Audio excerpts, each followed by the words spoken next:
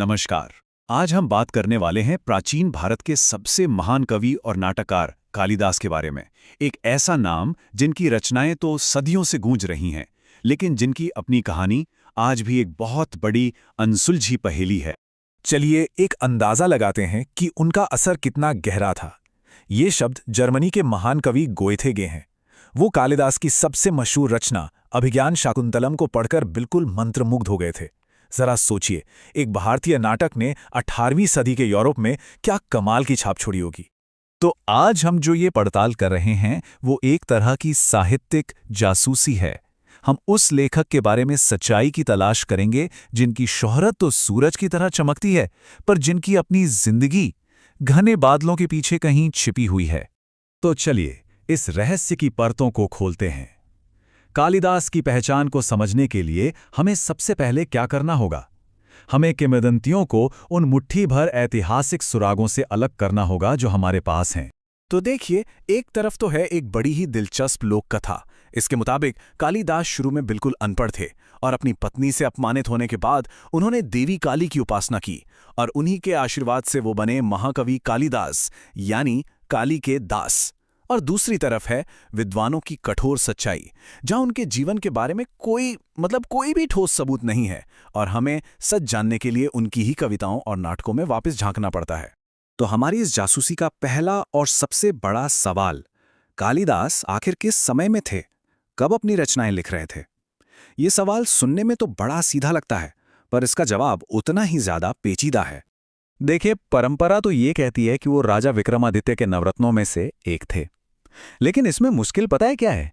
विक्रमादित्य किसी एक राजा का नाम नहीं था, बल्कि ये एक उपाधि थी, एक टाइटल था जिसे कई शासकों ने अपनाया था। तो ये सुराग हमें किसी एक तय समय पर नहीं पहुंचा पाता। तो फिर सबसे ज्यादा माना जाने वाला सिद्धांत क्या है? ज्यादातर विद्वानों का मानना है कि कालिदास 4वीं-5वीं शताब्दी में गुप्त काल के दौरान हुए, और शायद राजा चंद्रगुप्त द्वितीय के शासनकाल में, क्योंकि उन्होंने भी विक्रमादित्य की उपाधि धारण की थी। अच्छा, तो विद्वान इस नतीजे पर पहुंचे कैसे? जवाब है पुरातात्विक सबूतों से। देखिए, 473 ईस्वी का एक मंदसौर शिलालेख है। अब इसमें सीधे तौर पे उनका नाम तो नहीं है, लेकिन उसमें लिखने का जो स्टाइल है वो कालिदास की रचना मेघदूत की साफ साफ नकल लगती है। और फिर 634 ईस्वी में ऐहोल शिलालेख मिलता है, जहां पहली बार उनका नाम एक महान कवि के रूप में दर्ज किया गया है। यानी पत्थर के ये दो टुकड़े हमें उनके समय का एक ठोस दायरा दे देते हैं।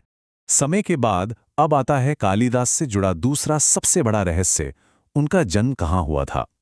ये एक ऐसा सवाल है जिस पर आज भी भारत के कई इलाकों में जोरदार बहस चलती है, और दावे करने वालों की कोई कमी नहीं है। जैसा कि हम देख सकते हैं, भारत के कई राज्य कालिदास को अपना बताते हैं। ये सिर्फ कोई किताबी बहस नहीं है, ये सांस्कृतिक गौरव और पहचान से जुड़ा सवाल बन गया है। ये दावे एक तरफ तो उनकी पूरे भारत में लोकप्रियता का सबूत हैं, लेकिन दूसरी तरफ ये भी दिखाते हैं कि हम उनके बारे में कितना कम जानते हैं। हालांकि दावे तो बहुत सारे हैं, लेकिन जो अकेडमिक बहस है वो मुख्य रूप से दो सिद्धांतों पर आकर टिक जाती है। एक जो कहता है कि वो कश्मीर से थे, और दूसरा जो उन्हें मध्य भारत के उज्जैन का मानता है। चलिए दोनों के तर्कों पर एक नजर डालते हैं। जो लोग कश्मीर का समर्थन करते हैं, जैसे विद्वान LD कल्ला, वो उनकी रचनाओं से ही सबूत देते हैं। वो कहते हैं कि जिस तरह से कालिदास ने केसर के खेतों, देवदार के जंगलों और कस्तूरी मृग के बारे में लिखा है, वैसा तो कोई वही लिख सकता है जो हिमालय में रहा हो। इतना ही नहीं, उन्होंने कश्मीर के कुछ स्थानीय रीति रिवाजों का भी जिक्र किया है। अब आते हैं उज्जैन सिद्धांत पर। इतिहासकार VV मिराशी का तर्क बहुत दमदार है। वो कहते हैं कि मेघदूत में कालिदास ने जिस प्यार और अपनेपन से उज्जैन शहर को दिखाया है, वैसा किसी और शहर के लिए नहीं दिखाया। और सबसे बड़ी बात, मिराशी एक बहुत बड़ा सवाल उठाते हैं। अगर कालिदास कश्मीर के इतने बड़े कवि थे, तो कश्मीर के अपने सबसे बड़े ऐतिहासिक ग्रंथ राजतरंगिणी में उनका जिक्र क्यों नहीं है? ये एक बहुत ही जोरदार दलील है। चलिए अब उस इंसान के रहस्यमयी जीवन से हटकर उन रचनाओं पर ध्यान देते हैं जिन्होंने उनकी विरासत को अमर बना दिया, क्योंकि आखिर में एक लेखक अपने काम से ही तो जाना जाता है। आज के विद्वान कालिदास की कुल 7 रचनाओं को असली मानते हैं। इन्हें हम 3 हिस्सों में बांट सकते हैं। 2 महाकाव्य यानी लंबी वीर गाथाएं, रघुवंश और कुमार संभव। 2 लघु या गीति काव्य यानी छोटी भावुक कविताएं, मेघदूत और ऋतु संहार। और 3 दुनिया भर में मशहूर नाटक अभिज्ञान शाकुंतलम, मालविका अग्निमित्र और विक्रमोर्वश्यम। एक दिलचस्प बात यह है कि कालिदास इतने मशहूर थे कि बाद में कई कवियों ने अपनी रचनाएं उनके नाम से लिख दी ताकि उन्हें भी शोहरत मिल जाए। नलोदय इसी का एक उदाहरण है। विद्वान बहुत बारीकी से साहित्यिक विश्लेषण करके असली और नकली रचनाओं में फर्क करते हैं। तो वो ये फर्क करते कैसे हैं? एक तरीका है उनकी लिखने की अनोखी शैली को पहचानना, जिसे कहते हैं वैदर्भी रीति। इस स्टाइल की पहचान है इसकी सादगी, इसकी स्पष्टता और इसकी मिठास। और हाँ, उनकी उपमाएं यानी सिमिली की मास्टरी। इसके लिए तो एक कहावत ही मशहूर है, उपमा कालिदासस्य। इसे समझने का एक आसान तरीका है संगीत की दुनिया।